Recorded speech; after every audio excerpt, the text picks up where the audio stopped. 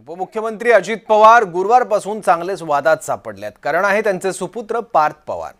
पुण्यातील एक सरकारी जमीन पार्थ पवार यांच्या कंपनीने 300 कोटींना बेकायदेशीररित्या खरेदी केली असा आरोप झाला आणि मोठा वादंग सुरू झाला। केवळ पार्थ पवारांवरच नाही तर राज्याच्या महसूल खात्यावर देखील सवाल उपस्थित झाले। नेमकं काय घडलं आज दिवसभरात पाहूयात।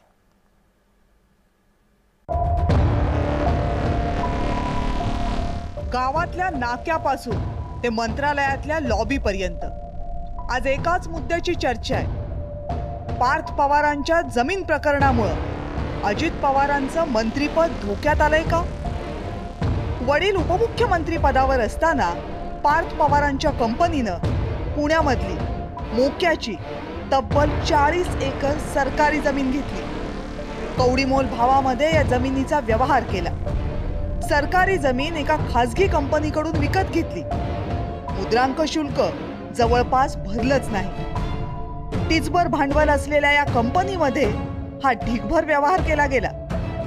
केंद्र सरकारचं एक खातं, राज्य सरकारची किमान 2 खाती अशी चौफेर पाळंमुळं असलेली ही जमीन, आणि तरीही या जमिनीचा व्यवहार फक्त 27 दिवसात उरकला। आता पार्थ पवारांनी इतके उपद्व्याप केल्यावर प्रकरण अजित पवारांसाठी टांगती तलवार तर बनणारच ना। जर शासनाला खरंच या प्रकरणामध्ये हे जमीन काहीतरी मोठ्या प्रमाणावर गुन्हा झालाय, जमीन बळकावण्याचा प्रयत्न झालाय, बाकीच्या एजन्सीज म्हणतायत म्हणजे कलेक्टर वगैरे की आता चौकशी करतोय। आता एवढं सगळं झालं, एका एजन्सीने गुन्हा दाखल झाला, आतल्या कसली चौकशी केली जाते, तर एकूणच हा सगळा प्रकार हा या सगळ्या गुन्ह्यावर पडदा टाकण्याचा आहे। आणि त्यामुळे या प्रकरणामध्ये पुढे काय होईल, हे किती गांभीर्याने प्रकरण पुढे जाईल हे सांगता येणं अवघड आहे। या संपूर्ण प्रकरणात आता चहूबाजूंनी टीका सुरू झाली। सगळ्यात जास्त प्रश्न उपस्थित झाले ते राज्याच्या महसूल खात्यावर। मग महसूल खात्यानं तातडीची कारवाई म्हणून एक गुन्हा दाखल केला।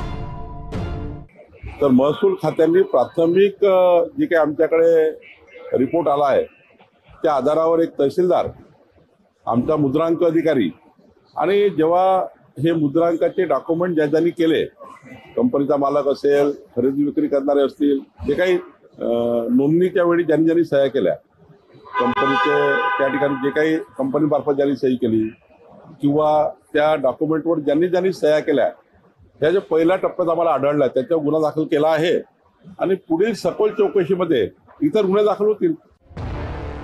उपमुख्यमंत्री अजित पवारांनी या प्रकरणी मुख्यमंत्र्यांची भेट घेतली। मुख्यमंत्र्यांनी वरिष्ठ अधिकाऱ्यांच्या अध्यक्षतेखाली एक चौकशी समिती गठीत केली आहे। महिन्याभरामध्ये या समितीचा अहवाल अपेक्षित आहे। पण सरकारच्या या कारवाईनं विरोधकांचं समाधान होत नाहीये। 1800 कोटी रुपयाची जमिनीचा व्यवहार होतो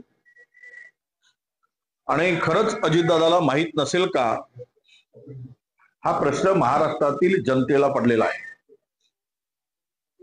एकूणच एक कहावत है कि राज्यसभा में न्याय न होगा, सच्चे को फांसी होगी, झूठा मौज उठाएगा। तर हा झूठ हे अशीच आता चाललेली आहे। म्हणजे महायुतीचं सरकार म्हणजे आळी मिळी चुपी छोडी, तूही खा मीही खातो, तू मला वाचव मी तुला वाचवतो, हे सगळं राज्यामध्ये चोर चोर मौसेरो भाऊ असा कारभार सुरू आहे। कारण अजितदादा पवारांचं त्या पदावर असणं, ऑफिस ऑफ प्रॉफिट त्या पदाचा दुरुपयोग हा ठरलेला आहे। आणि आत्ताचा जो घोटाळा झाला आहे, ही जी बघा कुठली कंपनी आहे, त्या कंपनीचं नाव आहे अमेडिया कंपनी। म्हणजे या अमेडिया कंपनीची स्थापनाच मुळात अजितदादा पवारांच्या पुण्यातल्या शिवाजीनगरमधल्या घरात झालेली आहे। आणि स्थापना कुणी केली, कुठल्या कार्यकर्त्यांनी वगैरे नाही, तर अजितदादा पवारांच्या सुपुत्रांनी केलेली आहे। त्यामुळे अजितदादा पवार या पदावर कसे राहू शकतात?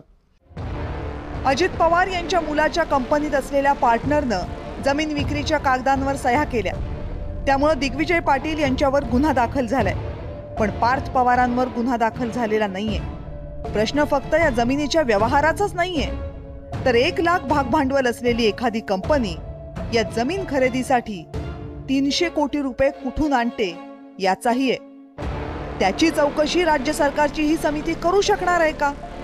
आणि जर ही समिती ती चौकशी करू शकणार नसेल तर या मुद्द्याकडे थेट डोळेझाक होणार आहे का, हा कळीचा मुद्दा आहे.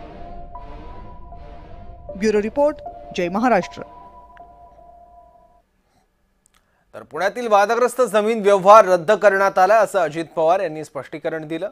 मात्र यावेळेस अजित पवारांकडून पार्थ पवारांचा उल्लेखही करण्यात आला नाही. व्यवहार रद्द करण्यात आलाय, चौकशी समिती गठीत करण्यात आली आहे असं अजित पवारांनी म्हटलं. अधिकाऱ्यांनी चुकीच्या सर्व बाबींची चौकशी करावी, नियमाला बगल देऊन कोणतीही गोष्ट केलेली नाही. चौकशीत दूध का दूध पाणी का पाणी होईल असं अजित पवारांनी म्हटलं.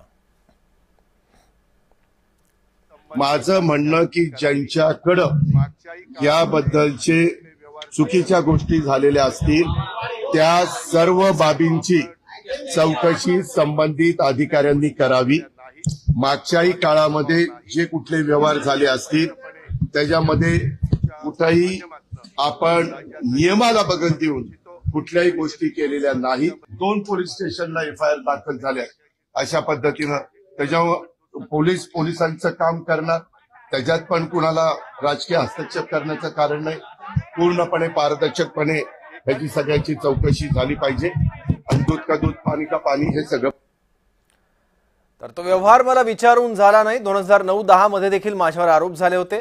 35 वर्षांच्या राजकीय कारकिर्दीत नियमानुसार मी काम केलं. मुख्यमंत्र्यांना योग्य ती कारवाई करा असं सांगितलं असं अजित पवारांनी म्हटलं.